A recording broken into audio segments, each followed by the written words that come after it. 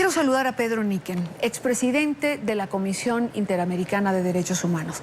Señor Niquen, bienvenido a la tarde de NTN 24. ¿Por dónde comenzar después de todo lo que vamos escuchando, entrevista tras entrevista? Buenas tardes, Idania. Mucho gusto en estar en tu programa y de poder por este medio llegar a tan amplia audiencia en los Estados Unidos, en el Caribe y en América Latina. Gracias a usted, doctor Niquen, por acompañarnos.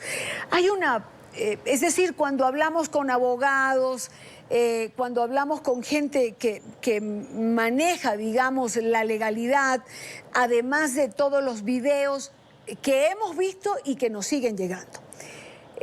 Hay una violación flagrante de los derechos humanos en Venezuela, es decir, es la conclusión a la que uno puede llegar. ¿Por qué tan poco respeto por la norma en este momento en Venezuela? Ya no solamente por parte de los cuerpos de seguridad, sino, digamos, por jueces, después de oír lo que dice la abogada Camejo, que seguramente usted también oyó. Así es. El tema hay que verlo dentro del contexto de desinstitucionalización que se ha venido produciendo en Venezuela en la última década y media. En realidad es tremendamente difícil encontrar a un juez independiente. Hay algunos que pueden tener una inclinación mucho más descarada, como el caso aparentemente al que se refiere la declaración que acabamos de escuchar. Pero en general todos los jueces están bajo la presión del miedo. Yo lo llamo el efecto Afiuni. La doctora María de Lourdes Afiuni adoptó una decisión con respecto a una causa que ni siquiera parecía tener ninguna trascendencia política, con base en lo que había recomendado el grupo de trabajo sobre detenciones arbitrarias de las Naciones Unidas, que dispuso que una persona se la debía seguir juzgando en libertad, y apenas habían pasado 2 horas de haber tomado esa decisión, que su tribunal estaba tomado por la policía política, ella detenida, el presidente de la República en la noche pidiendo 30 años de cárcel, la pena máxima para ella, y la doctora Afiuni, después de muchísimos padecimientos, está detenida en su casa, continúa varios años ya presa, así sea en este momento en su casa, pero privada de su libertad. ¿Qué juez se atreve a decidir algo contra el gobierno en Venezuela? Eso creó un efecto paralizante con respecto a la independencia de la justicia.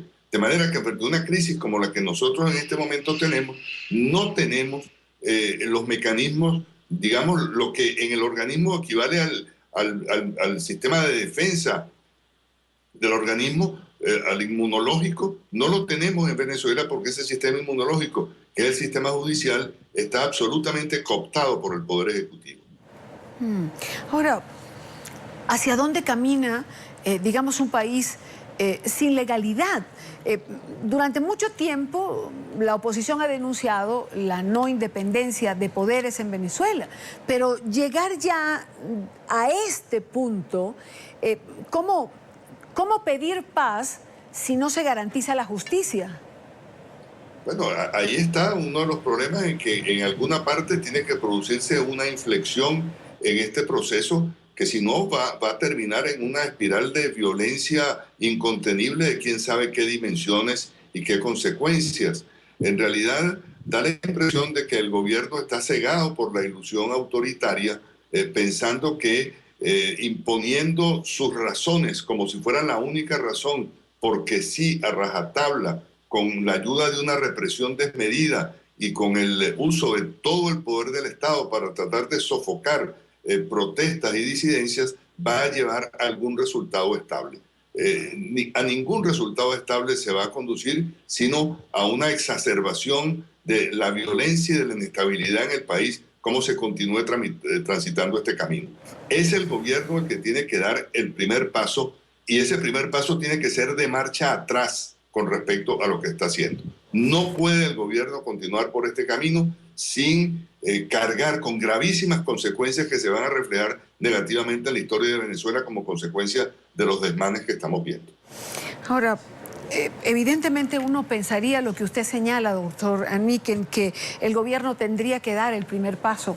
Pero si yo reviso rápidamente, es decir, la información que nos llega a través de las redes sociales en este momento, tenemos casi que SOS en distintos estados de Venezuela. En Anzoátegui, una marcha estudiantil reprimida por la Guardia Nacional. En el estado Táchira, en Rubio, igual una represión nunca vista. En Güiria, al oriente de Venezuela, igual la presencia masiva de funcionarios de la Guardia Nacional, y la gente no entiende, se desespera, los están sacando de sus casas. Y uno pregunta, bueno, ¿en qué momento, digamos, el gobierno venezolano puede tener ese punto de reflexión al que usted se refiere, de dar el primer paso y de tener esta situación que parece que se les va de las manos a todos en Venezuela? Yo admito que no hay ninguna razón para ser optimista en relación con la capacidad del gobierno de rectificar el camino por el que está transitando. Sobre todo porque es un hecho conocido, no en Venezuela, en el mundo en general, y en sociedades que viven situaciones como la nuestra, que la ilusión autoritaria produce en quien es cautivado por ella una desconexión de la realidad, y piensa que por el hecho de tener el poder y de ejercerlo a su antojo puede controlar todo tipo de situaciones. Cuando el ser humano es mucho más complejo que el que obedece órdenes o desobedece órdenes. La vida humana y el ser humano es muy distinto a esto. Ahora, por el hecho de que uno no sea optimista con respecto a que el gobierno sea razonable, entre dentro de un proceso de razonabilidad en su gestión, y no sea optimista en relación con esto, no debe dejar uno de decirlo a pesar de ese pesimismo, porque ese es el único camino. La situación venezolana no va a alcanzar estabilidad con la idea de que uno de las dos mitades del país venza a la otra y se imponga sobre ella a rajatabla y le imponga sus reglas, sus leyes y su manera de concebir el Estado. Aquí tenemos que llegar a una fórmula de convivencia. Esto parece como un poco utópico, pero francamente es el único camino. De lo contrario, vamos a mantener una situación de inestabilidad y de violencia por un tiempo indefinido que puede llevarnos a un grave conflicto interno que todavía es evitable, pero que realmente se está jugando con fuego, y pareciera que se tiene un poco la noción de que venciendo al otro, obligándolo a morder el polvo por todos los medios, con eso se va a lograr la estabilidad y la paz en el país. Eso es una gravísima equivocación. Ahora, doctor Anniken, encontrar una fórmula de convivencia cuando vemos atropellos, encontrar una fórmula de convivencia cuando hay un elemento del que quiero conversar con usted, que es un elemento que en Venezuela no veíamos hace muchísimo tiempo, y es la tortura.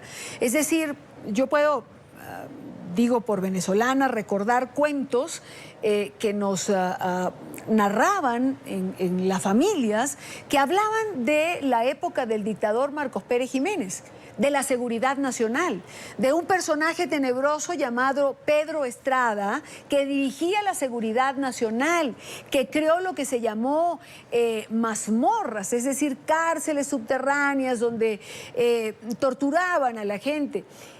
Y en este momento, cuando hemos tenido la oportunidad de entrevistar a víctimas, a padres, a madres que nos cuentan cómo sus hijos fueron envueltos en goma espuma, donde le dieron batazos, cuando vemos imágenes de cómo la Guardia Nacional con el casco le da a una mujer en el piso sin compasión, cuando vemos cómo con la culata de un arma larga se le da en la cabeza a un hombre tirado en el piso.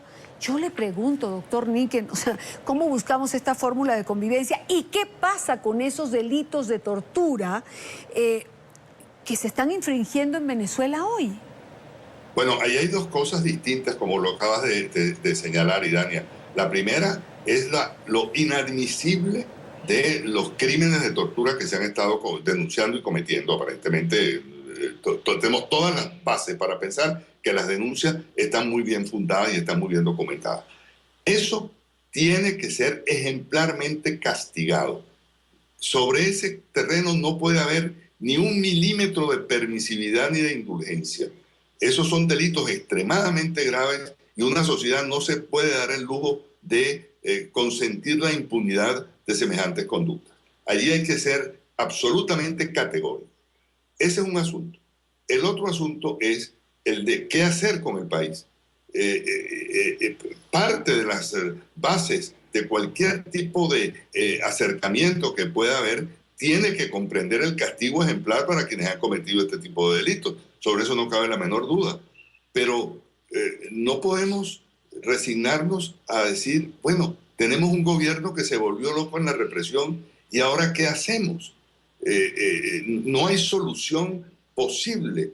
Es que la única solución es que el gobierno se vaya.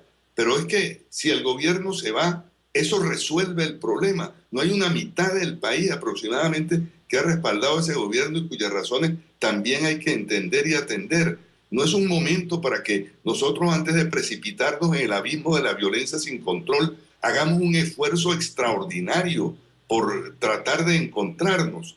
Yo, francamente, aun cuando esto pueda parecer utópico y pueda parecer iluso y pueda parecer casi que sin relación con la gravedad de los hechos que están ocurriendo, creo que hay que decirlo y que hay que insistirlo, porque fuera de esos términos no va a haber una solución estable para el pueblo de Venezuela.